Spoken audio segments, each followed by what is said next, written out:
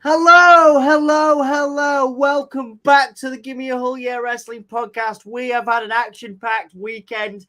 Thank you all for your support of Anthony covering Forbidden Door recently. We're back tonight. We're debating something. I come back on the channel for these debates, Sam, and we're looking at whether the Bloodline story is over. But not only that, I'm going to ask you the question whether it is the best, the very best WWE storyline of all time, or certainly up there. So we're going to explore that right after this introduction. We'll see you guys very shortly.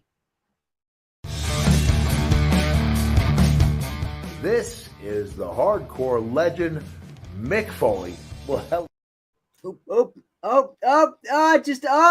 Botch! This is the hardcore legend, Mick. I did it again. We're gonna have Big E. I was like, no, we can't just have the same intro again. Let's have Big E this time. That makes it worse. Makes it what? Makes it worse. Oh my god! Now it's triple bad. This is Big E from the new day. Give me that whole year. Give it to me. I need it.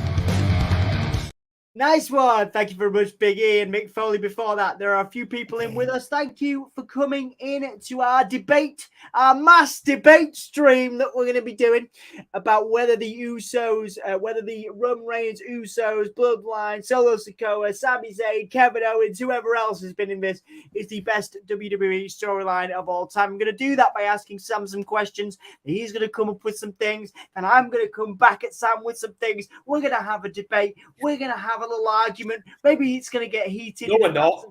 Well, maybe. Yeah, we are. We've got Money in the Bank coming up. We're going to be live at the O2, and we're going to be doing some coverage for WrestleSphere, for Soundsphere. Maybe we'll even do some documentation for the Give Me a Whole Year channel. Maybe we'll do some video stuff. We've got a nice little camera. We're going to be doing some pieces to camera this time. It's all going to get a bit high tech. So we've never done that before. So let's see how that goes. But we're not there yet. We've got a few days there yet, and we're here right before Monday Night Raw, right before mighty Dan Hargreaves, delicious Dan Hargreaves comes at you for Monday Night Raw. We are going to talk about the Bloodline storyline. So, Sam, the first question is at the bottom of the screen. I'm going to put it in the chat, and I'd like you guys to vote on it. While Sam debates this, I am going to ask you guys the very same question. Is the Bloodline over, Sam? Is this the end of the Bloodline? We're heading into Civil War. We are heading into that Money in the Bank this very weekend. But after more or less 3 years now of the Bloodline, is it over? Yes and no. You're never going to get a straight answer from me. The iteration of the Bloodline we've had while Roman is champion is done, is gone, never coming back. And if it did come back, that would be a colossal betrayal of the storytelling and the investment. But no, in the sense that it's still limping on with Roman and Solo. The Bloodline ends when Roman Reigns taps out or gets pinned 1, 2, 3. That's when the Bloodline will be over and done.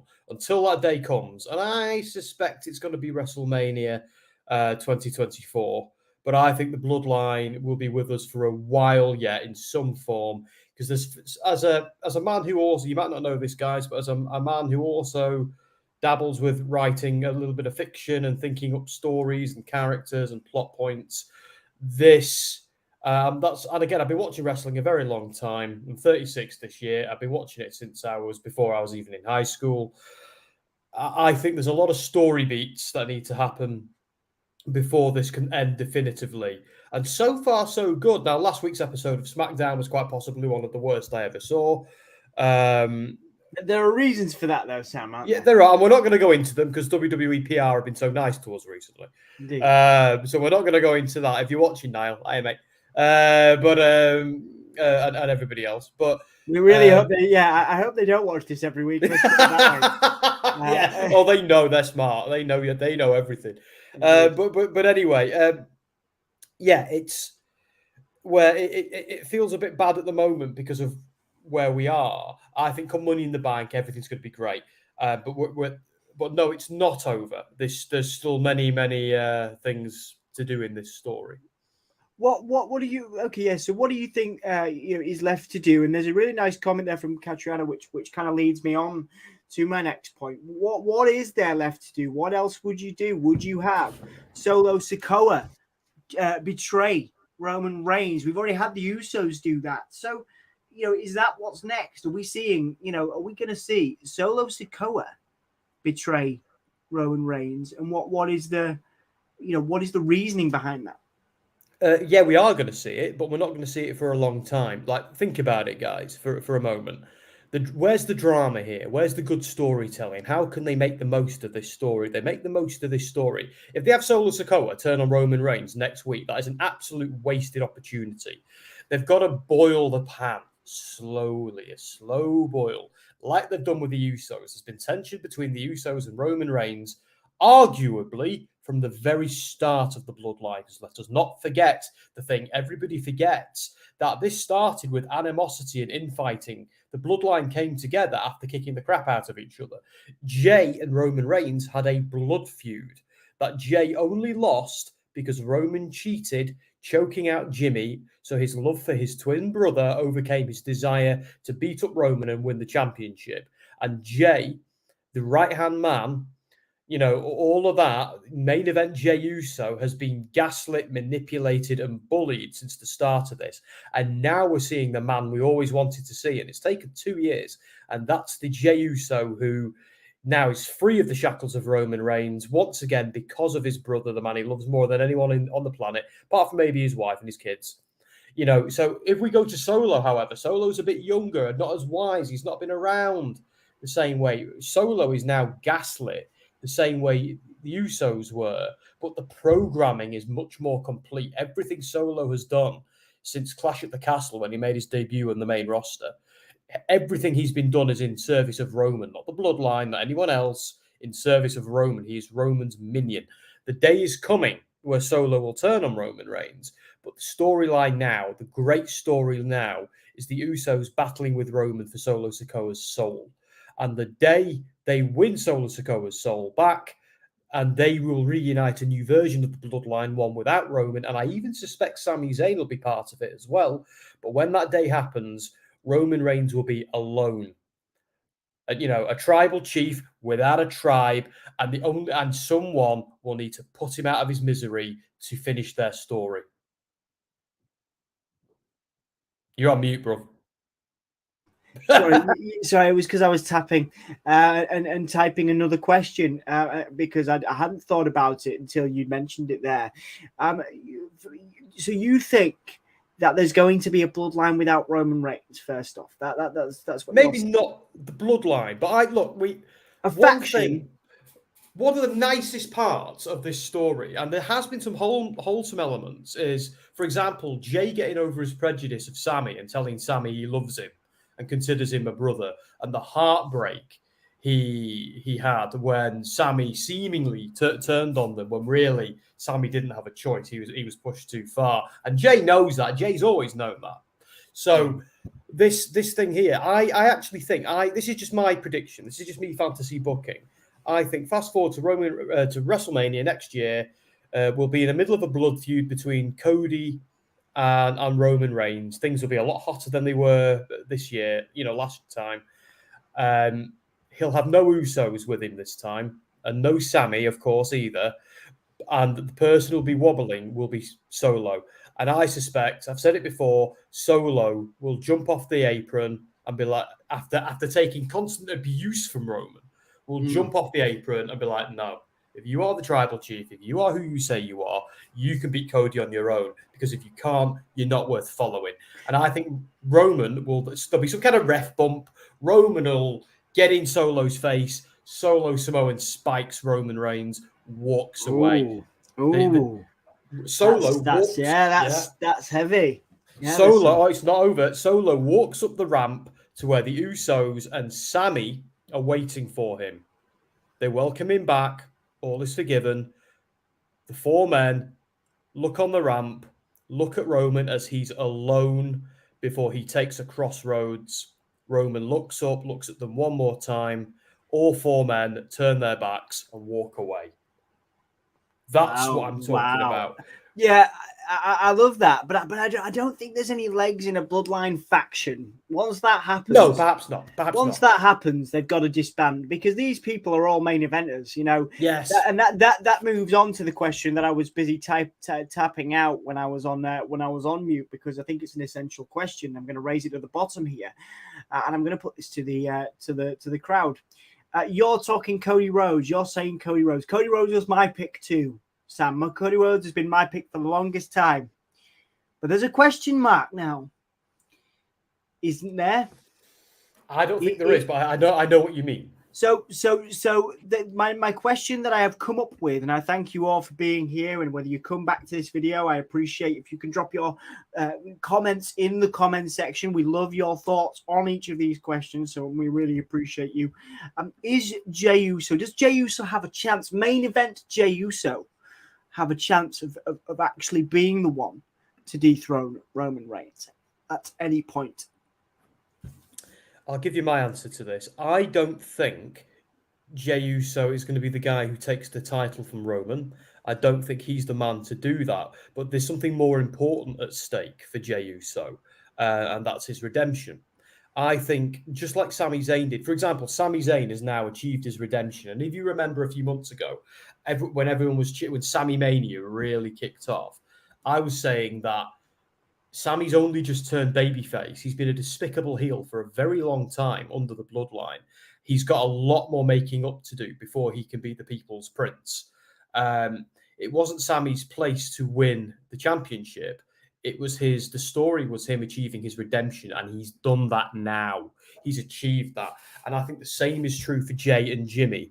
I think they will win the war against Roman Reigns, regain who they are, turn babyface, but do all of that. Well, they're already babyfaces. I think they will defeat Roman Reigns in terms of the civil war, but they won't win the title, because the whole storyline here is what we need to see is, what is Roman Reigns without his bloodline?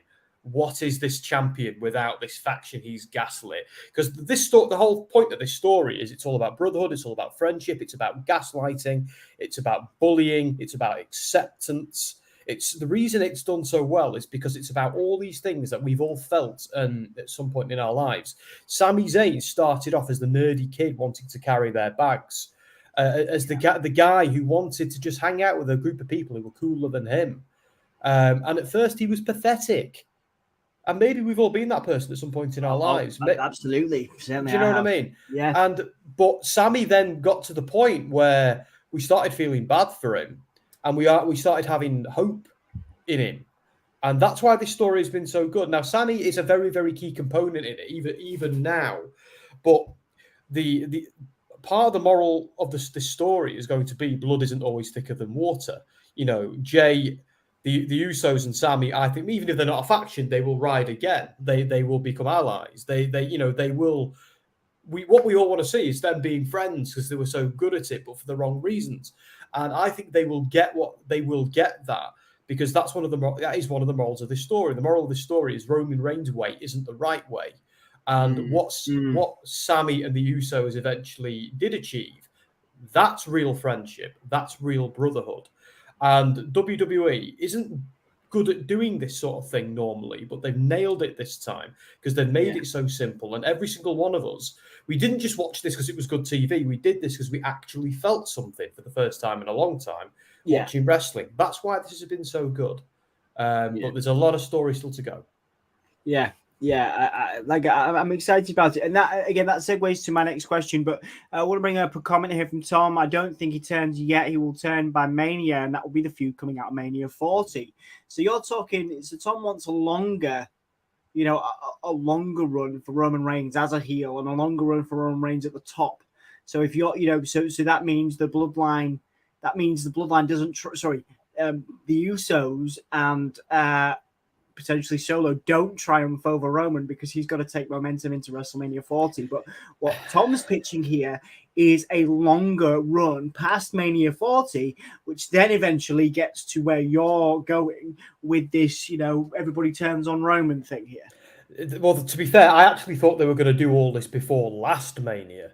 It's only now do I see the logic in having an entire year building to this, because now Sami Zayn is kind of not the guy fighting Roman. Now we've got the story of him and the Usos and him and Solo. Now that's the story.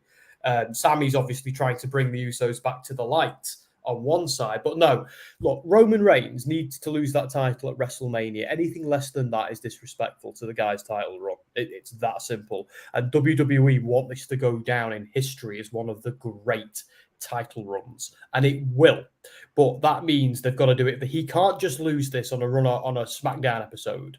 We can't spin the wheels until after 40, and then what, he's going to hold it until 41? Nah, come on. He loses that title at WrestleMania 40. That's where he loses it. Before that isn't respectful, and it cheapens what happened at this recent Mania. And anything after that, then this begins to outstay its welcome. Yeah, that's a very interesting point you make, and there's a lovely little comment that I kind of stuck this in at the end, and I was going to bring it in at the end, but there's a lovely bit, a lovely comment there that you touch upon, or a lovely point you made there, and that is the question: do Sami and the Usos become besties again? Obviously, this was a lovely story for such a long period of time. The Usos and Sami Zayn. I am tempted when you talk about this stuff. I don't want these people to be interlinked forever. Sami Zayn needs to be a main eventer at some point. The Usos, maybe they have their turns respectively as main eventers, but they all do need to break away from each other at some point. However, that doesn't necessarily mean they can't interact, from time to time, talking about their past history. So the question is, and I will put this again in the chat, and thank you very much for those people that are engaging in the polls. One of the most interesting results we've had so far is people did say that they didn't expect Solo Sikoa to turn on Roman. So that's an interesting one to kind of look at. But I am going to put this one in the poll, and while Sam answers this question, do we see the Usos and Sami reunite, and how does that come about? And how do you see that playing out? Yeah, I think it has to. I think they have to. Don't get me wrong, we're not going to see them having play dates on TV every week, but we are going to see, it's already happening a little bit now. Like, there used to be nothing but violence between Jay and Sami whenever they got into each other's face, where now they're actually just walking up to each other, nodding at each other, and walking on. The one good part of last week's SmackDown was that little silent moment between Jay and Sami, where Sami was stood there, Jay walked past him, nodded as if to say, "Yeah, I know," and then went on. There was no animosity. There was no anything at all. Who knows? Maybe it's a case of so much has happened they can't go back to where they were. But we could always have a situation where they make their peace. There was one great promo that involved the Usos. I've always known the Usos have been fantastic since they once cut a promo with the New Day after that Hell in a Cell match. The awesome Hell in a Cell match they had with the New Day. And the Usos turned babyface the next episode on Raw or SmackDown, and basically said, "Look, I went home and I was in a lot of pain, and I thought, only my brother knows what I feel like right now because the amount of pain I'm in and how much everything hurts." And then he went, "Oh, hang on a minute. No, the New Day will understand too." And it was a really, really, really nice promo. And after that, the New Day and the Usos, still rivals, but an element of respect existed between them. And even since the Usos have been heels, that's remained. The Usos never underestimate the New Day because of that. It's really good, and it's good storytelling. And I think it's going to be that with Sami and Kevin. They will never go back to being at each other's throats, I don't think, as long as they're in the same company, because too much has happened. But yeah, there's a lot, Sami, some of these guys can go on to be top guys. We don't know how viable that's going to be forever, or who's going to become the top guy or whatever. But yeah, I think we are going to see this story will mean something for a very, very long time, one way or another. You're on mute again, dude. I did it again because I added another question in there. I'm hard at work on the admin, I'm not doing any admin. So it's great. I'm going to spray my cold spray. Hang on. I forget to. Wow, that was magical. That was magical. That was almost Oh. like an advert for hair. Oh my God, it's so good. There you go. Words has joined us. Thank you, Words, for being in here. Will you be live streaming Raw tonight? Dan will be here for Raw later on, but we have many more questions for you before we do that. Omar, who's becoming a part of our community. Thank you very much, Omar, for being here. We have a lot to discuss going forward, so I'm excited to have you involved. Catriona, I think Roman is going to beat up Solo and say you're a piece of trash, and you need to do what I say. You are my servant, you are my Uso, you are my brother. And then Rikishi comes back. Rikishi, wow.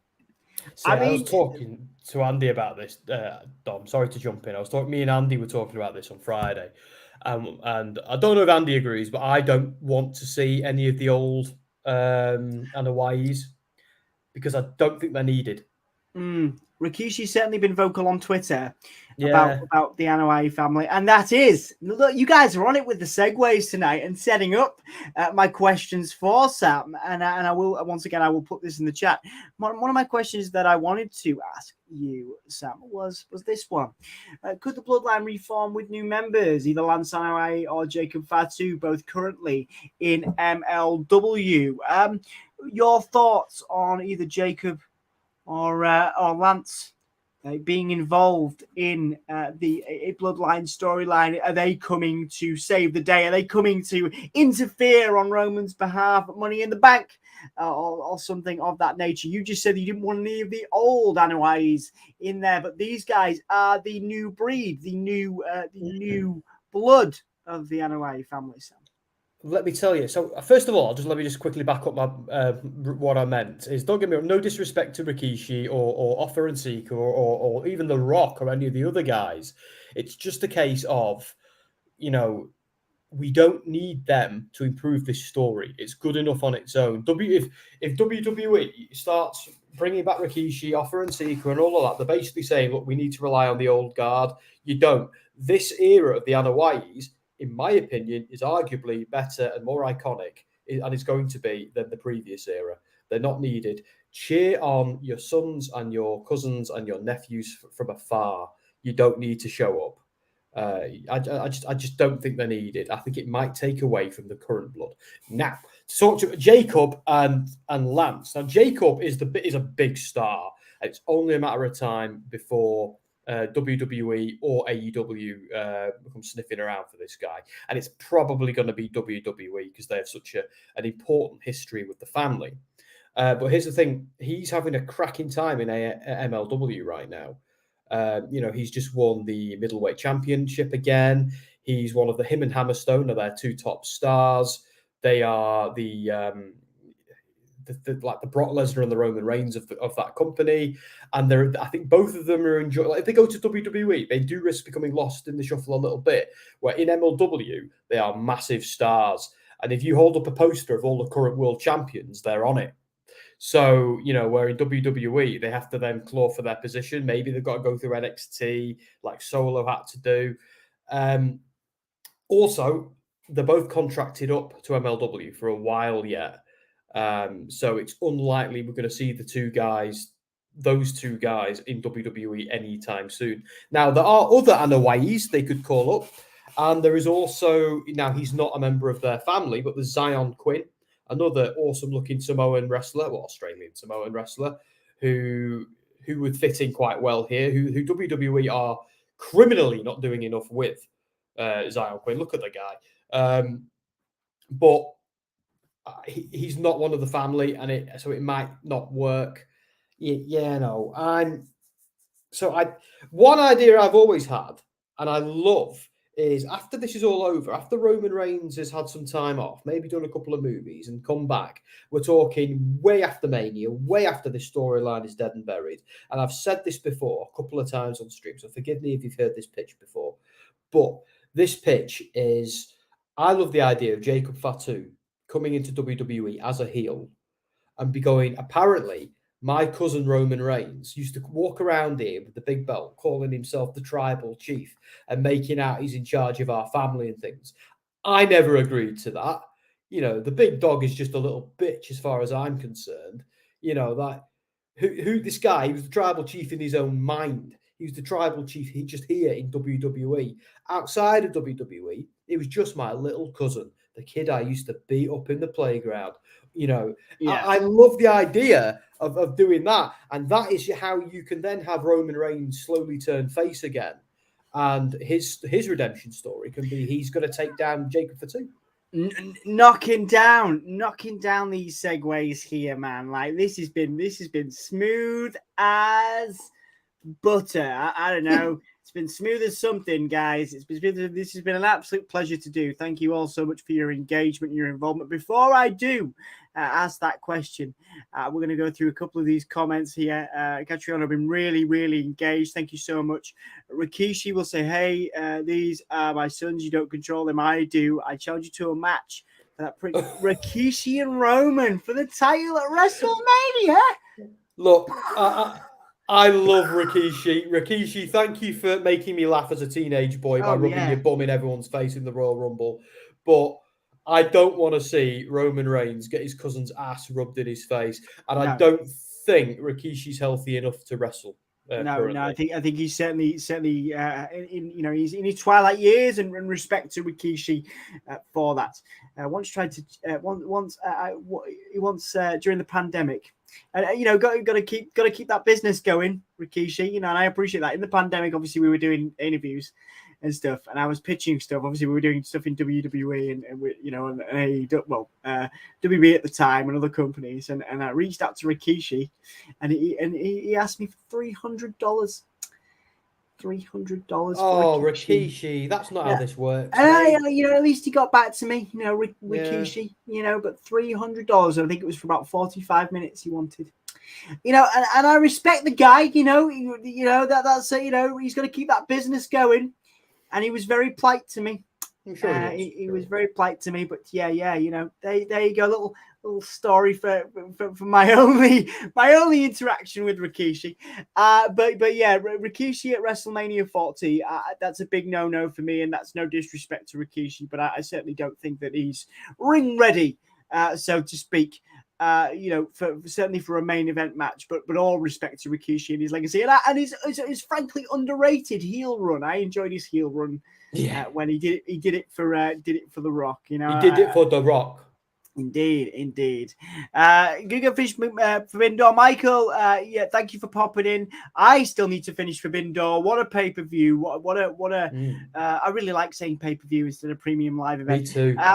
What a great show. That Ospreay and Kenny Omega match was absolute dynamite, no pun intended. But we got a job to do, Sam. We got to finish the stream based on the Bloodline storyline, and there's a big question coming up, and I want those people that are watching now and those people who come back to this to think and ponder on this question. Is it the best storyline ever? That is the end question that I'm going to pose to all of you. Is this the best storyline, or certainly one of the best storylines WWE has ever done? But there is a question before that, Sam. There is a question before that, and you knocked it down with a cracking segue. That question is, will Roman be a face again? Are we going to see baby face Roman Reigns again? It seems like a lifetime ago now. Is there a place for a baby face Roman Reigns either in the near future? I hear reports from different places that is the plan, that they're going to, they are going to lead to that, and maybe the bloodline falling apart and turning on Roman is the way to do that. But are we going to see a baby face Roman Reigns again, Sam? Yes, of course we are, because it's too much of a good opportunity not to. And WWE really want Roman Reigns to be the top guy as a babyface. But what creates a compelling babyface other than a compelling villain? It's usually something that makes them become the hero, which is quite often a face turn, or that them destroying a bigger villain. So for example, when Roman Reigns was run over by that whoever that was, and Samoa Joe came out to the parking lot to go and kick the crap out of Roman Reigns, and Samoa Joe, realizing that the person he was about to beat up was about to get run over by a car, helped him because there was a bigger villain. And so that actually helped to start to see Samoa Joe as a babyface. Like, yes, he's a heel. He wants to kick the hell out of the hero who was Roman Reigns, but he's not bad enough that he wants Roman Reigns to get run over and killed. You know, he's not he's a villain, not a monster, and that's what wrestling's very good at sometimes. And that's what they can do with Roman Reigns. And if they want to make Roman Reigns a good babyface, they need to put him in there with an even more despicable and threatening heel, and have him overcome and slay that dragon. It's like Seth Rollins right now. Just as a great example, Seth Rollins is still a bit of a dick. Yeah, like he's a face, but this is someone who ripped Rey Mysterio's eye out and did all these horrible things. Yeah, of course. They can't just make him this white bread baby face again. Seth Rollins, there's too much has happened, and my dog's just invaded. Okay. It's okay, yeah, it's all right, yeah, it's all good. Do it, it's all good. Sorry, Jess, you're trying to do it. Do it. Yeah, do it. Go on. Well, Bring the dog in. Just walk past him. Fine. Bloody hell. Bring the dog in. Do you want to let the dog for a wee? Yeah, No, he's walking past me then. Yeah, there we go. Anyway, You gotta say hi. He's ducking to not be on the screen. Hiya, Jess. Hiya. They're saying hello to you, Jess. Hiya, love. She doesn't want to be on camera. Hiya, love. She's gone. Nice to see you briefly. I don't know what that was about. Where was I? All right. So you want a despicable villain to kind of reignite a Roman face turn, but who's that despicable? I think when the time is right, it's Jacob Fatu. You think I do honestly believe they bring Jacob Fatu in, the Samoan werewolf runs riot, starts beating everybody up, and starts laughing at Roman Reigns, calling himself the tribal chief, and starts saying, "You were never the tribal chief. You little look at you. You know, if anyone was ever the tribal chief, it was me. It was me. Jacob Fatu. I never agreed to acknowledge you. Every week you went to different towns and said, acknowledge me. You need to acknowledge me, Roman. That's what needs to happen, like you did when we were kids and I pushed you around." And nice. that sort of thing. And then make Jacob Fatu go on this nasty tear where he doesn't need minions. He doesn't need the bloodline. He's a monster heel on his own. And Roman is trying to turn over a new leaf and isn't getting involved in any more family feuds or anything like that. And he's trying. And until he's pushed too far and he kicks the ever-living crap out of Jacob Fatu. Big babyface moment. There's your SummerSlam match or whatever. Yeah, I would be down for that. I really would. I think it's exciting. It's an exciting bit of fantasy booking there. Jacob Fatu coming over from MLW,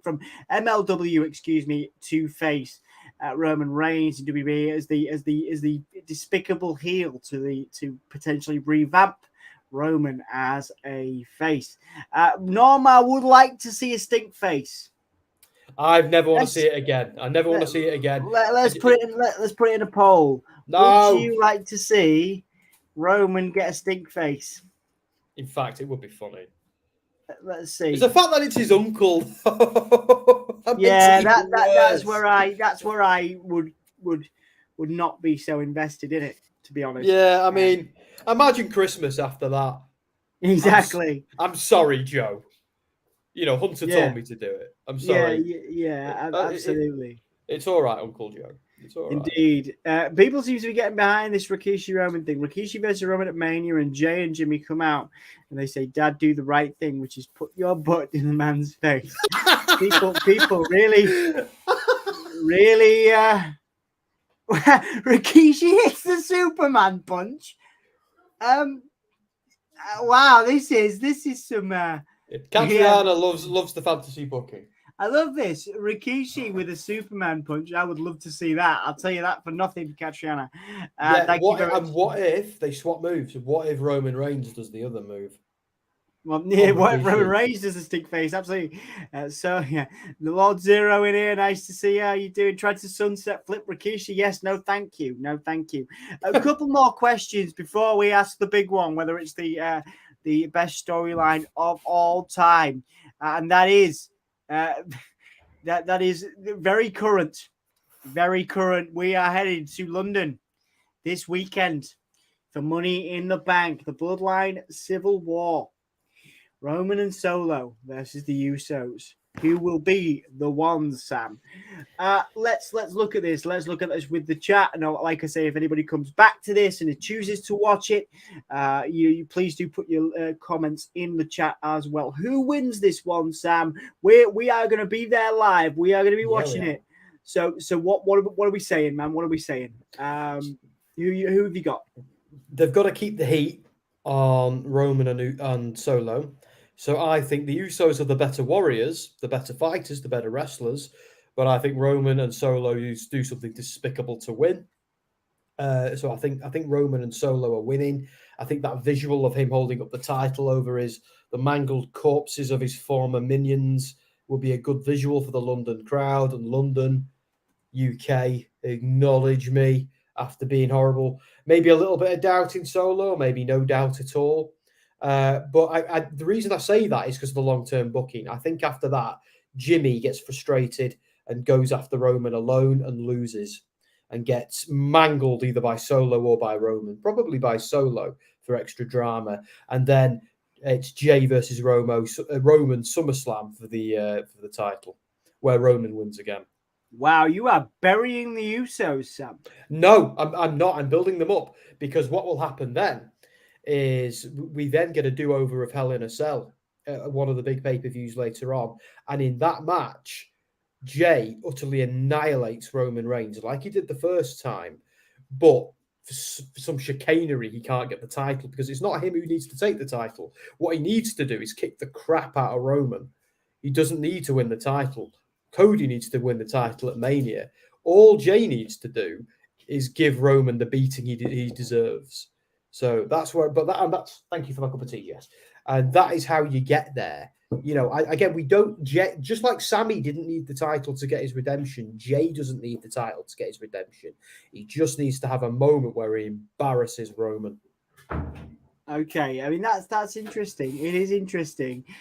They don't need the title, but they do need to get their comeuppance on Roman. And you know what? I can get behind that.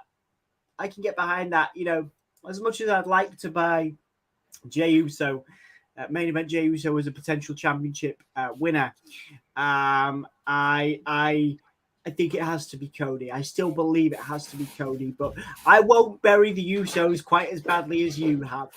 I think they win here, and then they go after Roman separately and lose. I think this is the Usos' big win will come at Money in the Bank in London, and then they will go after him solo. So no pun intended, because Roman and Solo will take out one of the Usos, leaving the other fight. The other one will return, and then they will, do you know what I mean? But they will lose. But they will have their moments. They will have their moment at the biggest UK pay-per-view since SummerSlam '92. So the Usos will have their moment in the UK this weekend. I truly believe that. I'm pretty sure either Anthony or Dan or whatever are going to do a live stream of Money in the Bank.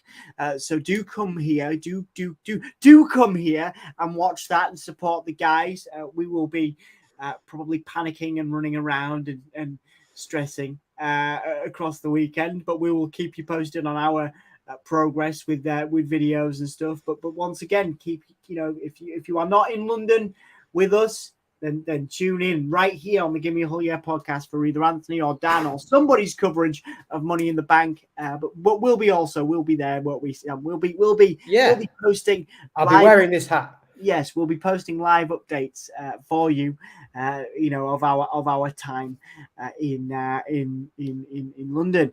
Let's get to that last question. Let's see if there's any more comments. Solo spike the hair out of Roman Reigns. We could see that. There's a lot of gel in that hair. It's sticky. It'd be like something about Mary. Indeed. I want to see the Usos versus the Young Bucks. I was thinking about that last night, actually, watching the Usos and the Super Kicks. And the Super Kick party. Yeah, it would be amazing. I think one day we could get it. I genuinely do. I genuinely think one day we can get it. I think you and I, because you and me are not massive Young Bucks fans, and we recognise their talent, but we're not. Like, I think Kenny Omega is one of the best in the world, but the Young Bucks annoy me because every now and then they put on a clinic like that one they did with the Lucha Brothers in the cage. That was effing incredible. So they are capable of wicked matches, but I think I sometimes don't like them having matches with people who suit them, like Top Flight versus the Young Bucks. I think all four men are brilliant, but I find that boring because that's just 4 people flipping about. But the Usos versus the Young Bucks, that I could get behind. Just like FTR versus the Young Bucks, any day of the week. So I'd love to see that too, Catriona.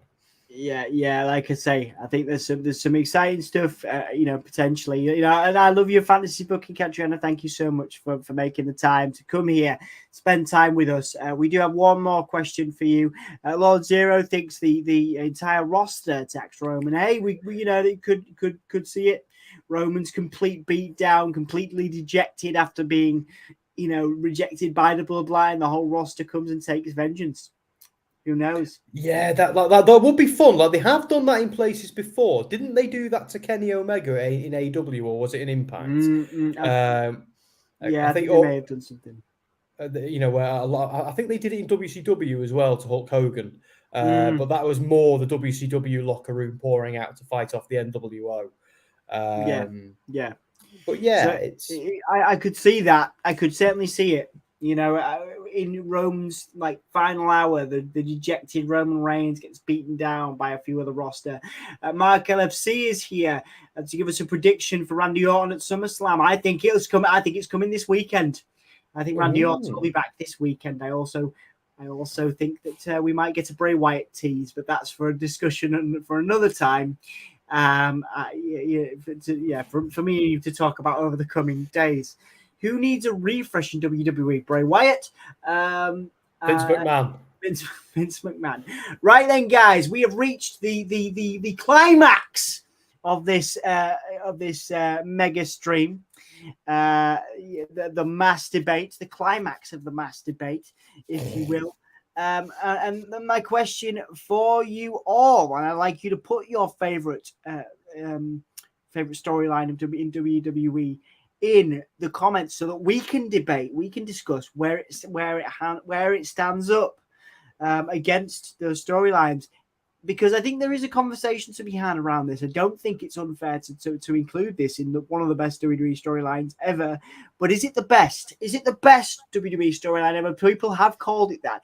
Is the Bloodline storyline, Sam, the best WWE story of all time? Are we seeing some of the best work storyline wise since the Attitude Era? And I'm going to put that question in the comments. But in the meanwhile, we need to. We need your engagement on this, guys. So whether there's 1, 2, 3 people, put your favorite storyline in so we can compare and contrast. But Sam, lead the way, please. What is your favorite storyline, and how does it stack up against the Bloodline? Right, there's a couple of this. This is actually quite a complicated question. Now, the first thing I want to say is WWE hasn't ever, in my view, done anything quite like this, because this is a very different kind of story. Like I say, I've never seen them go so deep with the ideas of friendship and belonging and acceptance and blood being thicker than water. I think this might be They've never done anything like this. Something quite so emotionally engaging.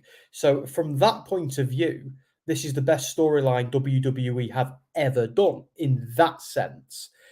But there's a few things that made me a wrestling fan, and there's a few things like I will always, and this Bloodline story, I'm going to pick it up and put it on this list. These are some of my favorite, I believe, are some of the best storylines ever in wrestling. The Punk leaving with the belt of WWE, the Mega Powers breaking up and then getting back together, especially Macho Man's face turn when Miss Elizabeth, just what Norma's just said, that one there, Miss Elizabeth jumping the rail and her and Macho Man reuniting. That's a fantastic story that took so long to tell, but had a fantastic conclusion. A little bit like this one, but this one's not done yet. I think as silly as it was, Undertaker versus Kane is one of the greatest storylines ever told in WWE. It scared me as a child. It engaged me as a child. I talked to it my friends in the playground about it. That's one of my favorites ever. Another one I talk to my friends in the... Now, I'm including WCW in this because WCW is part of WWE. WWF and WCW are both part of WWE. So I also include Sting versus the NWO, that guy hiding in the rafters while they ran roughshod, then eventually coming down with a baseball bat and annihilating them. Like, there'd been nothing like that on live TV before when that happened. What a moment. And then everything that happened after it and before it. But Sting hung out in the rafters for an entire year, like some kind of Phantom of the Opera. What a story. Like, the staying power they had to do that. Just, mwah. Anyway, Goldberg's streak. I don't know if we'd ever seen someone look so strong. Like, we all laugh at Goldberg a little bit now, and people call him Goldberg, and people don't like him going over Bray Wyatt and Roman Reigns and Brock Lesnar, and I get that. But back then, he was a monster, and that streak was one of the greatest stories ever told in wrestling, as was Undertaker's streak in WrestleMania. Now, there's another stream for another day about how they ended that and what they could have done, because I have some views, and I'd defend it too. You're still on mute, dude. Third time. Wait, sorry, I did it again. We'll do that one day. We will. Yeah. But here's the one that the Bloodline story is going to, or any wrestling story is going to struggle to beat ever. And I'll tell you why. First, I'll tell you what it is. Stone Cold versus Mr. McMahon. Stone Cold versus McMahon, yeah, 100%. Yeah, I see that.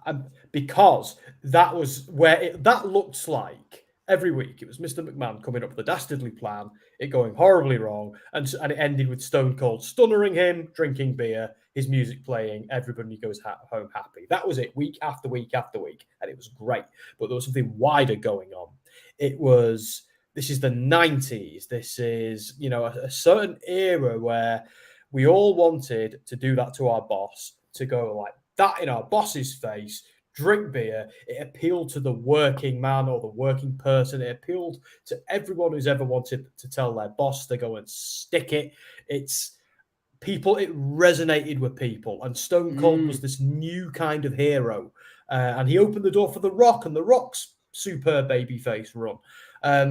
We had never had a hero in wrestling before. We had never had this dirty, low-down, spit on the way to the ring, working class guy. Well, yeah, we'd had Dusty Rhodes, but we had never had, forgive me for swearing a little bit, the gobshite. We had never had that guy. Dusty Rhodes was the working man who looks after his family and we all want to believe in. Stone Cold Steve Austin was the guy in the pub who doesn't doesn't care what you think. He will hit you with a chair. And that, it gave people the ability to feel free and to vicariously live through him.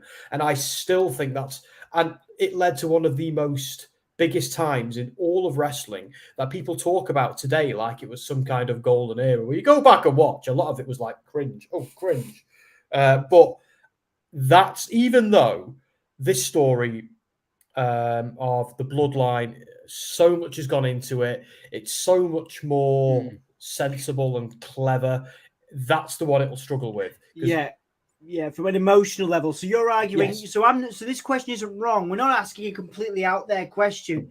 No. Putting the Bloodline in there with these storylines, your Vince McMahon versus Stone Cold, your HBK versus Bret Hart.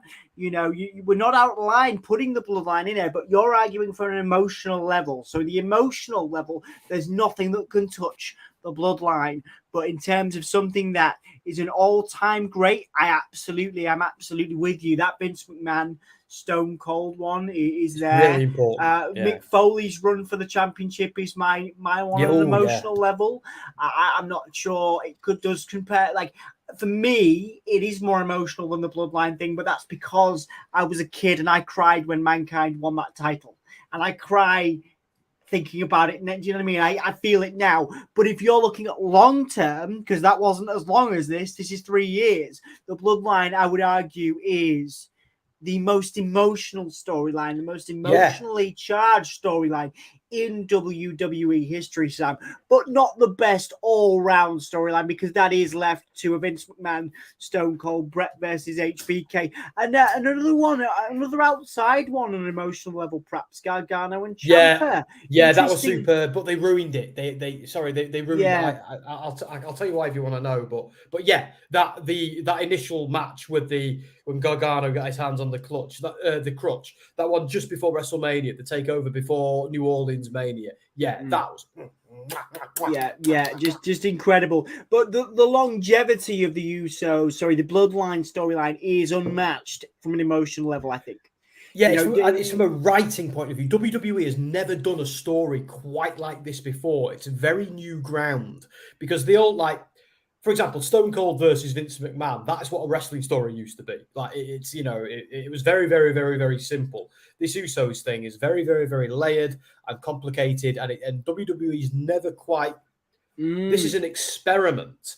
Like, what would happen if we actually wrote a good story and took our time telling it? Shall we try that? And they're just lucky to have the men involved. Absolutely. The quality. It's 50-50 actually, guys, in the chat right now, the poll. So let's see if we can get in the next sort of 10 minutes, 5 to 10 minutes before we finish up. Let's see if we can get a definitive result right here in this chat on the Gimme a Hull Yeah podcast. Is, in your opinion, the Bloodline storyline the best ever? I'm in agreement with Sam. I think on an emotional level, in terms of longevity, yes, it is. But in terms of an all-round thing that connects with everybody, you're right. To be fair, it is that McMahon Stone Cold thing. The Attitude Era, defining of the Attitude Era. I think absolutely. There's some other interesting comments here. Maybe the most bizarre was Mark Henry and Mae Young. They hooked up. She got locked up. She went into labor. Gave birth to that. Yeah, he gave birth to a large human hand in the back of the venue. Yep. What was that about? Even 15-year-old me thought that was. Anyway. It is. No one will forget that in a hurry, will they? No one will forget that in a hurry. That storyline. We unfortunately, Katrina, I've seen the comments. We can't because we get a copyright strike. So I do apologize for that, Katrina. Maybe another time. Maybe if we ever do a live one, one day, we actually had the opportunity just before the pandemic, me and Anthony, to do a live podcast, but it was cancelled by the pandemic and the powers that be. So it is within our capabilities. We have talked about it. One day we might do. Maybe right here, or maybe we'll do one in Preston. Maybe we'll do one in Lancashire as well, just to dedicate to our co-host Sam and his fantastic work and efforts on this channel and to support what we do. So yeah, maybe we will do a live one day and we can play that Usos music, because I'm pretty sure the Usos don't even know where Hull is or Preston is. So we'll maybe able to get away with it. But anyway, that's not what we're here to talk about. They're two very educated guys. I'm sure they do. Yeah, maybe they do. It's tough because I feel the one thing this run has missed is matches. All the other feuds mentioned memorable matches. I think this one has. Yeah, I think so too. I mean, starting with Jay and starting with like I say, the Jay saga at the beginning, the Sami stuff, Sami at Chamber, which I know you've mentioned there.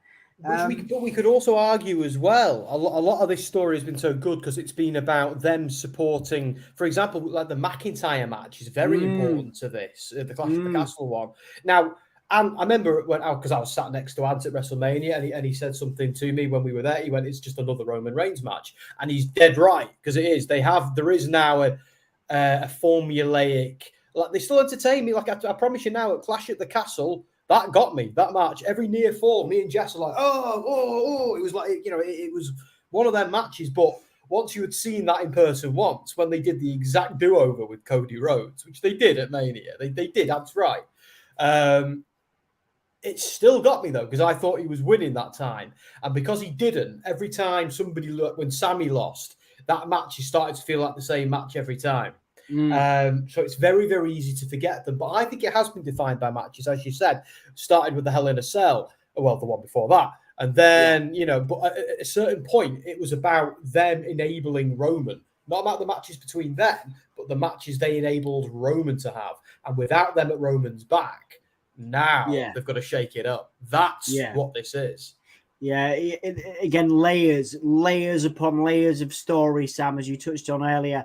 Yes, WrestleMania takes it for me. Tombstoner, welcome back, Tombstoner. Lovely to see you. Great shout there, Bryan Danielson. To me, the best wrestler in the world right now, certainly in the conversation. Bryan Danielson, Daniel Bryan, even and even I will say this: the one guy, except for LA Knight, to make Bray Wyatt, to make a Bray Wyatt feud work for them, and I say that as a Bray fan. Daniel Bryan, Bryan Danielson is the best in the world. Because you're talking. TV as well. You can say Ospreay, you can say Omega, you can say these other names, but Daniel Bryan has done reality TV.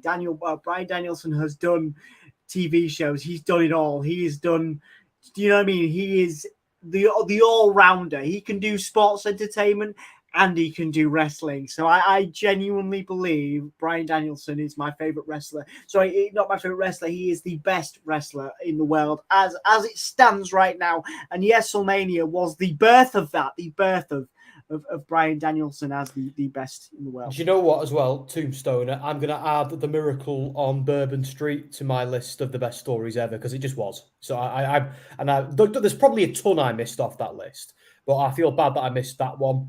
I think that one, like Daniel Bryan, eventually like overcoming everybody in that one, like that was such an awesome Mania. It's why, like, if the next Mania I'd like us to do, Dom, when we, because we'll go back one day. And when we do, be it as press or as fans, it should be a New Orleans one. It should be because I'd love to go. I've only ever been in New Orleans for one night because a flight got cancelled as I was going to Alabama for a weird night, which I ended up getting smacked in the face on Mardi Gras by a bottle of something, and I'll tell you about that because it actually gets quite X-rated, that whole thing. I'll tell you about that off screen. It was a weird time in my life. Seriously, right. Catriona has New Orleans. Yeah, we'll go to New Orleans. Let's do it. New Orleans, let's do it. Yeah. Y'all are the best channel in history. I'm not lying. Well, that's why we do it. That's why we're here. Let's shout out Sam's incredible work on SmackDown. Week in, week out. I have ducked out. I have tapped out. I'm only back here for the good stuff I can be asked to do. I have great respect for Dan Hargreaves, who manages Raw week in, week out, and has done for years now. Anthony, of course, doing the AEW stuff like a champ because he loves it, and he licks Tony Khan's bumhole. All respect to AEW's PR, who may or may not be watching, because we do get some lovely AEW interviews. Hi, guys. Hi, guys. Thanks for the emails. Yeah, thanks for the emails. Yeah. And the press call the other day. Thank you for not asking my question. What? One day. Sam. No, they've done it before. They've asked me. I've got my question in before. I was annoyed because they were all whining on about CM Punk, and I'm like, dude, I've got a better question. But anyway, there you go. Well, there we go. So just a big shout out to everybody on this channel. Like I say, it's a pleasure to still be here doing these debates. That's kind of where I'm at the moment, coming on doing, if I get these burning questions, I come on, get Sam involved maybe, and do this sort of stuff. I enjoy that. It's not too late right now. It's 5 minutes to 10 p.m. UK time. So it seems manageable. We're all working, we're all grafting alongside doing this. So thank you so much for making the time to support this channel. We appreciate you. And that's a lovely comment. That is why we do it, Catriona. So thank you very much for your support. Lord Zero says, Undertaker heel turn 2020, 2001 was weird to me, especially the lines he said. Yeah. We're punching Ross. I think he had to have that time because it was so different to what we knew. He had to reinvent himself. Was that the shoot? The shoot. The shoot, I guess. BS.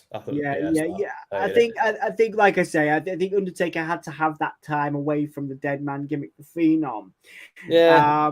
That's the thing there, isn't it? It is a difficult one to to look at, because we all love the Undertaker so much and the dead man character, but I actually really love, I love the American Bad Bottom.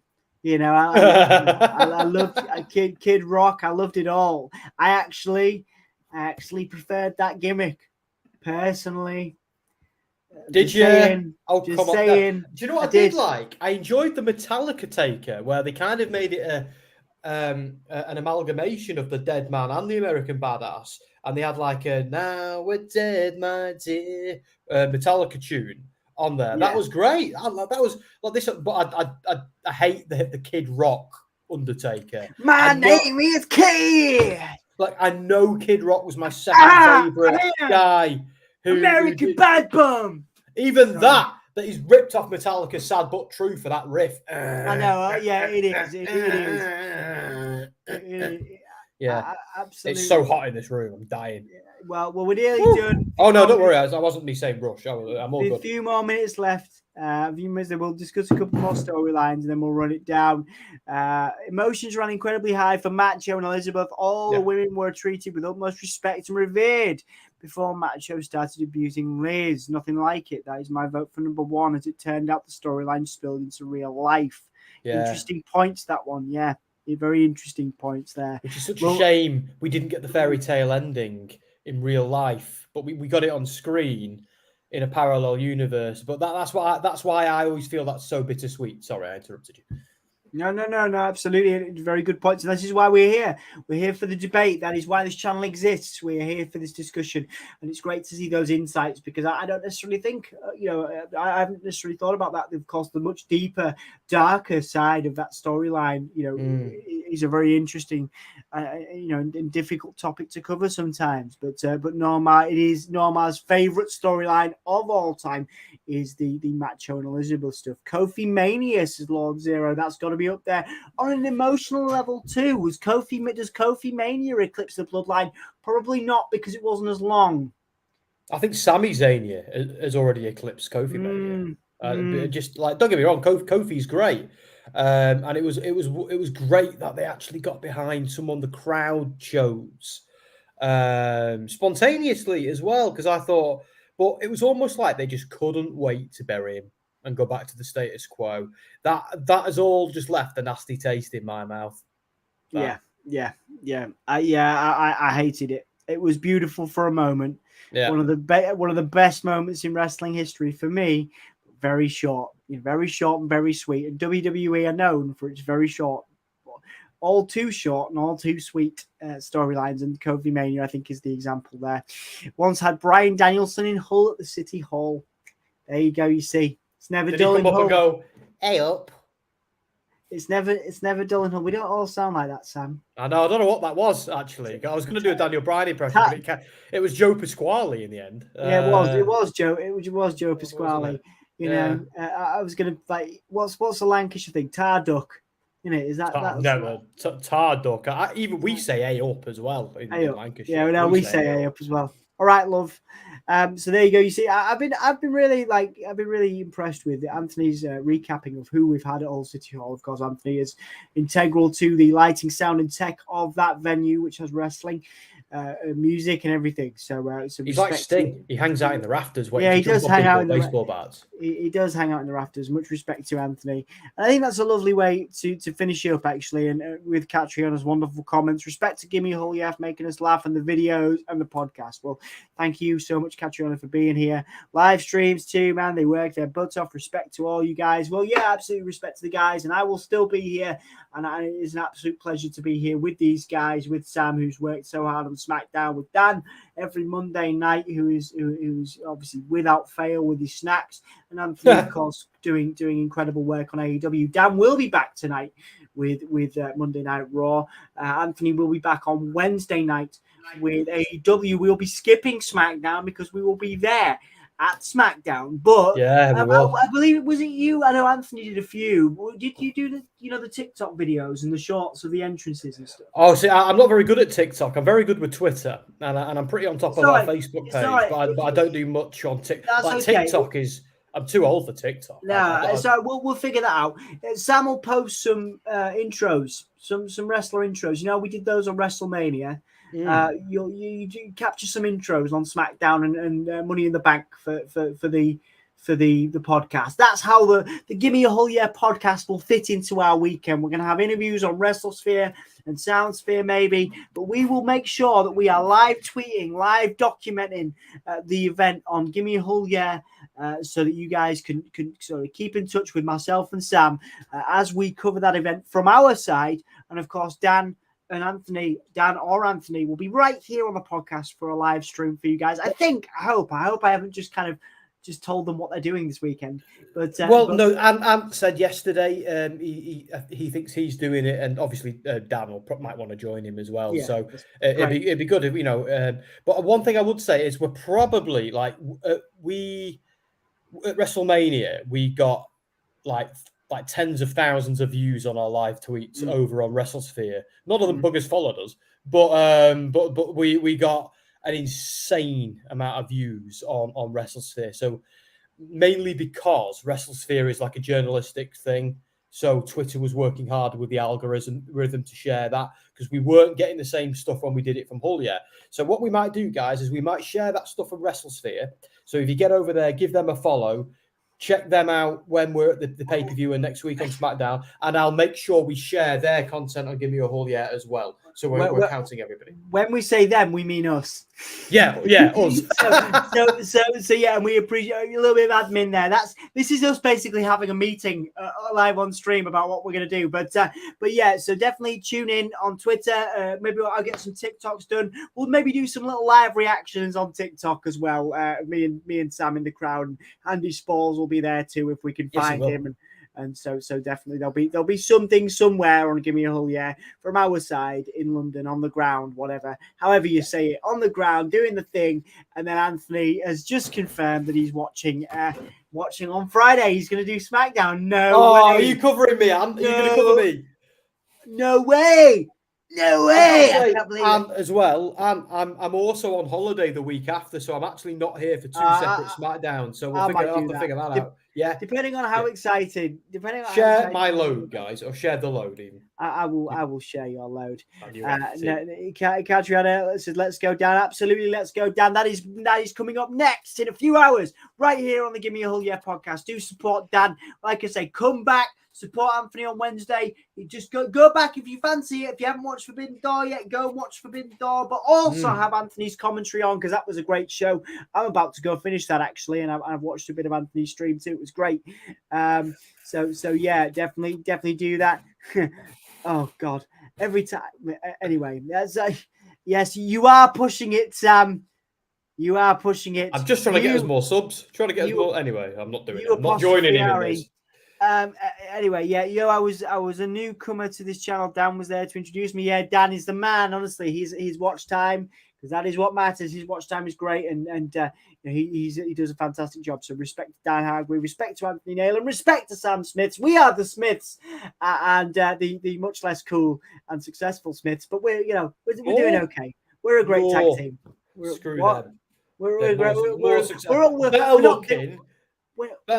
not dickheads. I mean, actually, the rest of the band are great.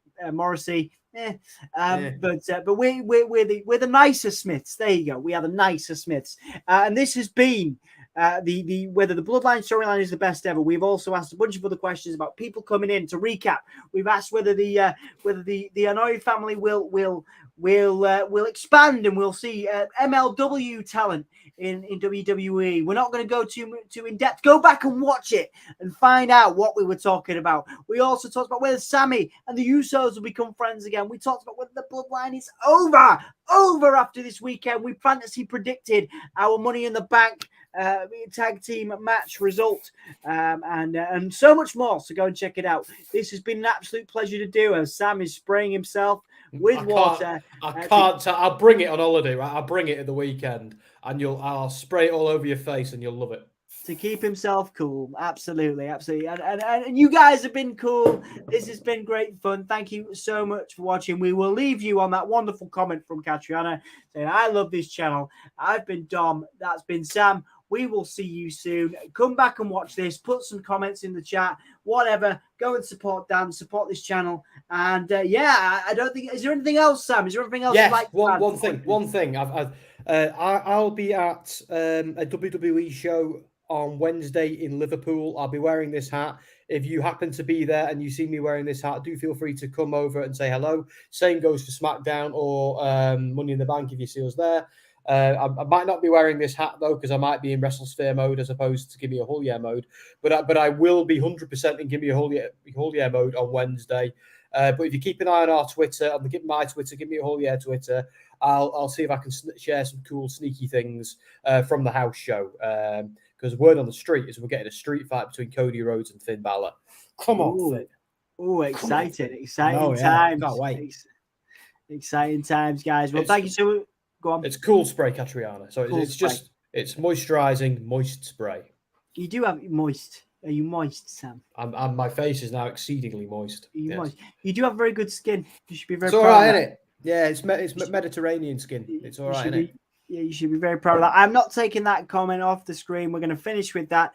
Catriona's wonderful comment there. We are signing off now. I'm going to go get some dinner and enjoy my evening. Dan will be back with you on Raw. I've already said that. Love you guys. Thanks for watching. We'll see you later. Who am I gonna play us out with? Let's have a look. Who should I play us out with? I'll get rid. Let's do Matt Hardy. Yeah, okay, guys. I'll see you later. Thank you for watching. Oh yeah. Bye, guys. This is Broken Matt Hardy. Thank you for watching the Give Me a Whole Yeah Wrestling Podcast.